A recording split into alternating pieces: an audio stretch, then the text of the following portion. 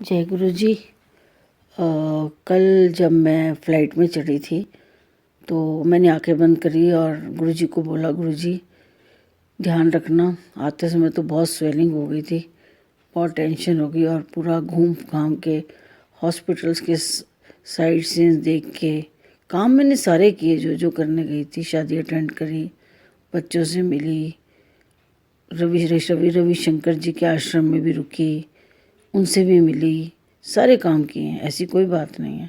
But साथ साथ बीमार भी बहुत रही हूँ, हॉस्पिटलों में भी रही, एडमिट भी हुई, कई जगह से एडमिट होने के बाद भी हॉस्पिटल से बाहर आ गई। तो बस ऐसे सब बातों के लिए गुरु जी को शुक्राना कर रही थी कि हालत नहीं थी पर आपने इस लायक बना दिया कि मैं वापस दिल्ली जा सकूं। शुक्राना आपका। आप ध्यान रखना। आते समय तो बहुत ज़्यादा स्वेलिंग हो गई थी। गुरु जी एकदम मुझे कहते हैं, ਹੁਣ ਤੇ उतराइयाँ ने उत्ते चढ़ाइयाँ सी, इस वास्ते स्वेलिंग हो गई। तो मुझे बड़ी तेज़ हंसी आ गई कि प्लेन तो वैसे ही चढ़ना है। पर उनकी बात बिल्कुल सही है, अब तो उतराइयाँ हैं तो क्या हो गया। खैर मैं घर आई गुरु जी की कृपा से। रास्ते में ना हम एक चीज़ बताना भूल गई, मेरे साथ एक लड़का बैठा था, आई थिंक 25-26 साल का था। तो गुरु जी ने मुझे कहते हैं, ए मुंडा बिल्कुल उस संगत वक्कन है, ਇਹਦਾ नाम भी हुई जो इस संगत का नाम है। मैंने बोला अच्छा।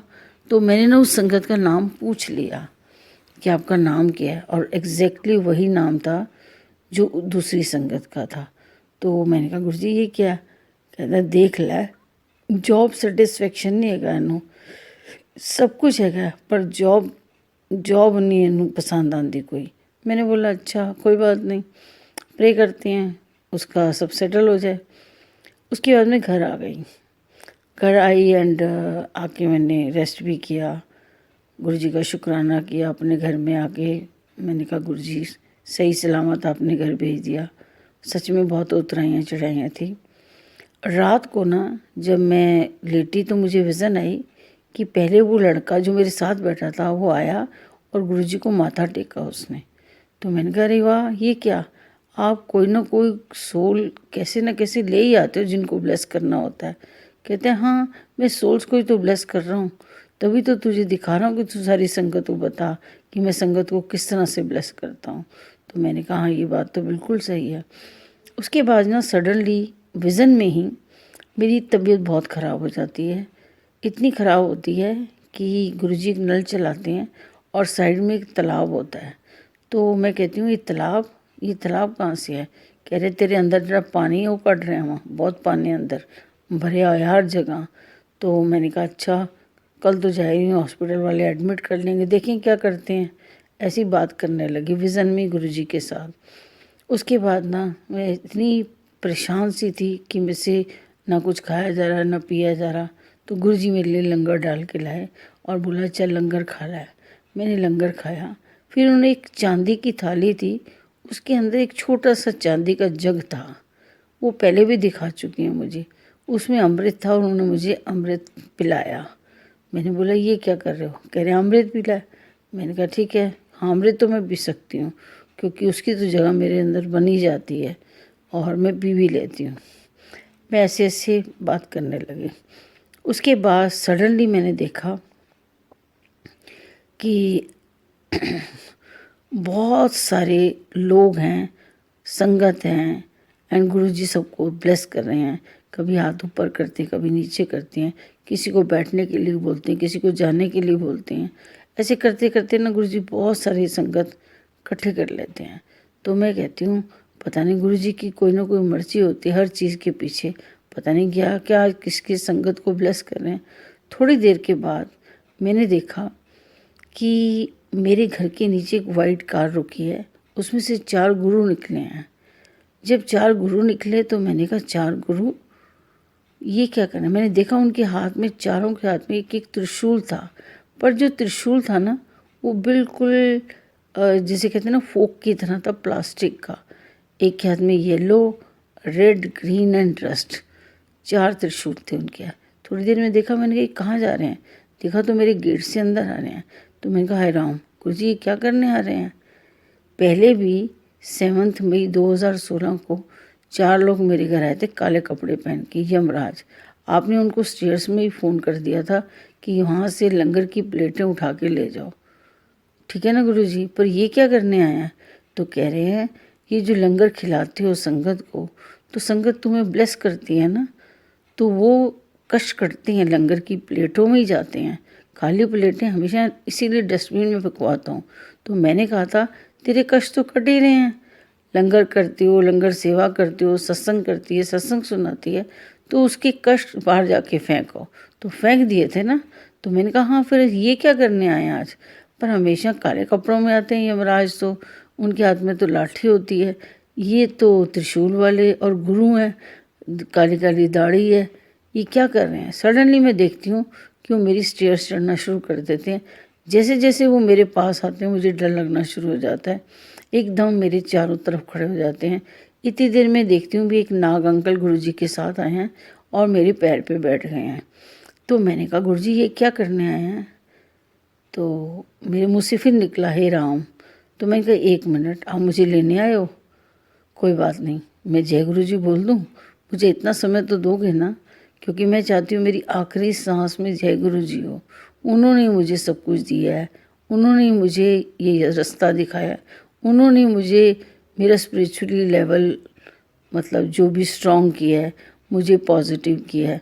तो आप प्लीज़ मेरे को जय गुरु जी अच्छे से बोलने दो, फिर मुझे ले जाना। तो उनके हाथ में ना वो त्रिशूल होते हैं, वो चारों त्रिशूल ऊपर करते हैं और ऐसे करके मारने लगते हैं। तो सडनली ना बीच में गुरुजी एक बुक फेंकते हैं, कोई स्तोत्र होता है, उसके ऊपर शायद काली माँ या कुछ और मिक्स होता है, और हाथ ऊपर होते हैं और गले में मुंडों की माला होती है और हाथ में एक सर होता है। तो मैं कहती हूँ ये तो काली माँ का स्तोत्र है, ये क्या है, ये गुस्सा क्यों कर रही हैं? इतनी देर में कहते हैं तूने रुद्र रूप देखा है कभी शिव का? मैं कहा नहीं, मैंने कभी नहीं देखा, तो मैंने तो सिर्फ जो अच्छे वाले शिव हैं उन्हीं को देखा है। तो कह रहे हैं जब गुस्सा आता है ना तो वो रुद्र रूप धारण कर लेते हैं, तो वो कुछ भी कर सकते हैं। तो मैंने कहा कुछ भी?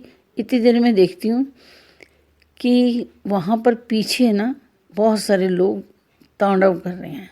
तांडव मतलब इस टाइप का तांडव था कि जैसे लोग उल्टे सीधे तरीके से किसी को मतलब गुमराह करने की कोशिश करते हैं, ऐसे लोग हैं। तो तांडव में गाना बज रहा था, चोली के पीछे क्या है, चोली के नीचे क्या है। मैं कि ये क्या है? कह रहे हैं तांडवों के काम ही है सबको गुमराह करना। मुझे समझ में नहीं आई। मैं कि ये क्या दिखा रहे हो गुरुजी, मुझे बहुत डर लग रहा है, इस स्तोत्र में क्या है? ये ऊपर ऐसी फ़ोटो, कहते जो चीज़ें तू नहीं देख सकती वो मैं पिक्चर में दिखा देता हूँ, ये सब होना था तो मैंने तुझे दिखा दिया। मैंने कहा अच्छा। सडनली मैंने देखा कि मेरे बाहर लॉबी में बहुत सारी संगत बैठी है, मतलब सोल्स हैं, एंड गुरुजी उनको किचन में जाके लंगर बनाते हैं, मैगी नूडल्स, शिमला मिर्च और पनीर और प्याज डाल के, वो मैगी सबको लंगर वाली वाइट प्लेट्स में सर्व करते हैं, सबको लंगर करा के उसके बाद सबको पॉपकॉर्न देते हैं बना के बहुत सारे। एक चेयर थी मेरे पास जो रिवॉल्विंग चेयर होती है, उसके ऊपर रख देते हैं और सोल्स को कहते हैं रिवॉल्विंग चेयर घूमती रहेगी, तुम पॉपकॉर्न लेते रहो और खाते रहो। फिर एक पैकेट मेरी लेफ़्ट साइड पे ला के रख देते हैं बेड पे और कहते हैं रख ले खांदी रह ऐश कर। तो मैंने कहा ये सब क्या था? तो कह रहे हैं ये तो मैं दिखा रहा हूँ ना तुझे किस तरह से मैं नेगेटिव सोल्स को लेके जा रहा हूँ, और मुझे गुस्सा आ गया बहुत ज़्यादा, और वो रुद्र ही ये काम कर सकता है, कालका माँ ही कर सकती है। मैंने बोला जय गुरु जी, पाठ करें। फिर हमने जाप करना शुरू कर दिया।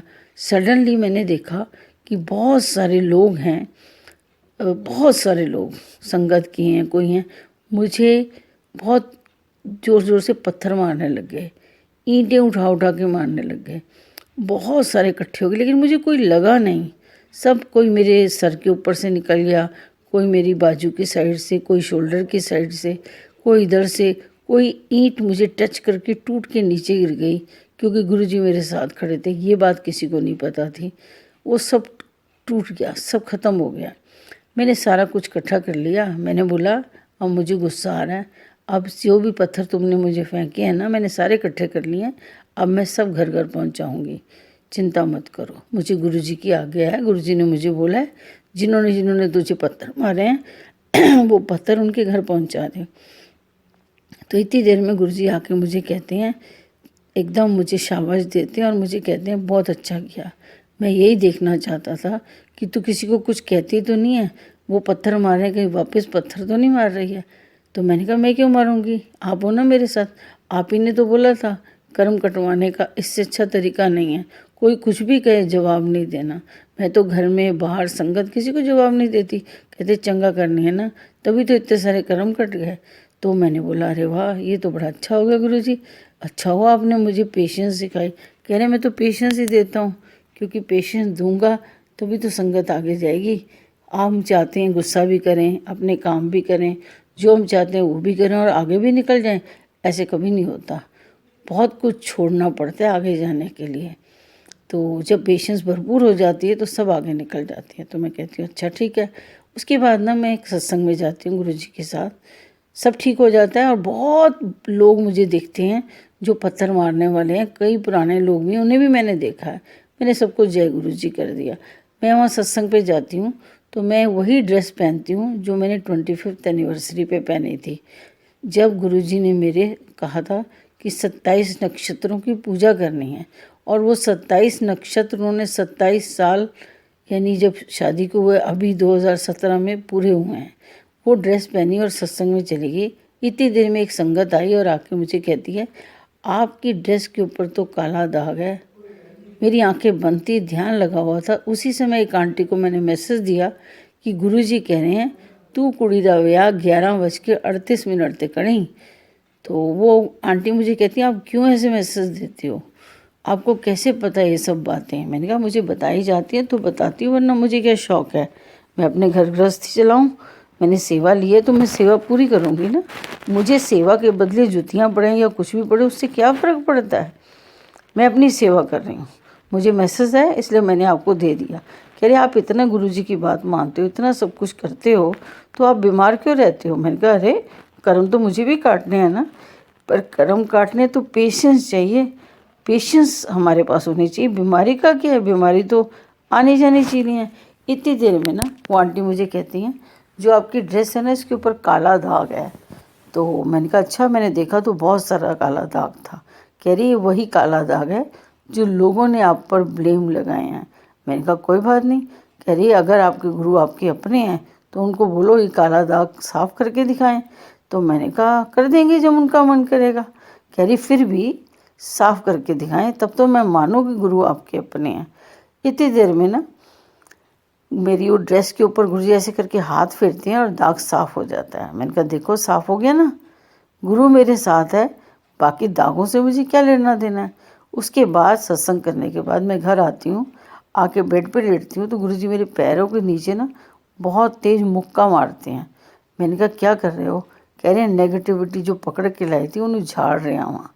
तो मैंने कहा अच्छा। इतनी देर में एक लेडी आती है, उसके हाथ में एक पॉलीथीन होता है, उसमें कुछ होता है लेकिन पॉलीथीन बंद होता है। वो मेरे चारों तरफ घूमती है और वो चली जाती है और वो जो उसके हाथ में होता है वो बाहर डस्टबिन में फेंक देती है। फिर मैं देखती हूँ कि वो जो हरकिशन वाले मतलब गुरु नानक जी की टीम में है, उनके दर्शन होते हैं मुझे। एंड उसके बाद मैं एक देखती हूँ एक मंकी आता है, मैं उसे भी जय गुरु जी करती हूँ। तो ऐसे करके थोड़े थोड़े जने मुझे अच्छी सोच दर्शन देती हैं। तो मैं पूछती हूँ गुरु जी ये क्या है। कह रहे दर्शन का मतलब ये है कि अगर किसी नेगेटिविटी ने तुझे पकड़ा है और हल्का सा कमज़ोर पड़ गया तो ये वापस आके तुझे पॉजिटिविटी देगी हैं। इनके दर्शन मात्र से ही पॉजिटिविटी शरीर में आ जाती है ताकि आगे का रास्ता अच्छे से निकल सके। तो मैं कहती हूँ शुक्राना गुरुजी अंग संग रहने का। कहते हैं अंग संग तो रहना पड़ता है ना, सेवा जो करती है, जो सेवा करता है ना, सत्संग करता है, लंगर बनाता है, जो भी जो सेवा करता है उनके साथ मैं हर पल होता हूँ ताकि मैं उन्हें ब्लेस करता रहूँ। उनकी एक बनाया हुआ लंगर और एक किया हुआ सत्संग पता नहीं कितनों के घर संवारता है। अगर पॉजिटिविटी होगी, भाव होंगे, तभी तो सत्संग और लंगर घर घर पहुँचेगा। तो घर घर पहुँचेगा तो जब तक मैं ब्लेस नहीं करूँगा तो वो ब्लेसिंग्स कैसे पहुँचेंगी। तो मैं कहती हूँ शुक्राना गुरुजी, बस ऐसे ही राह दिखाते रहना। जय गुरुजी, जय गुरु जी।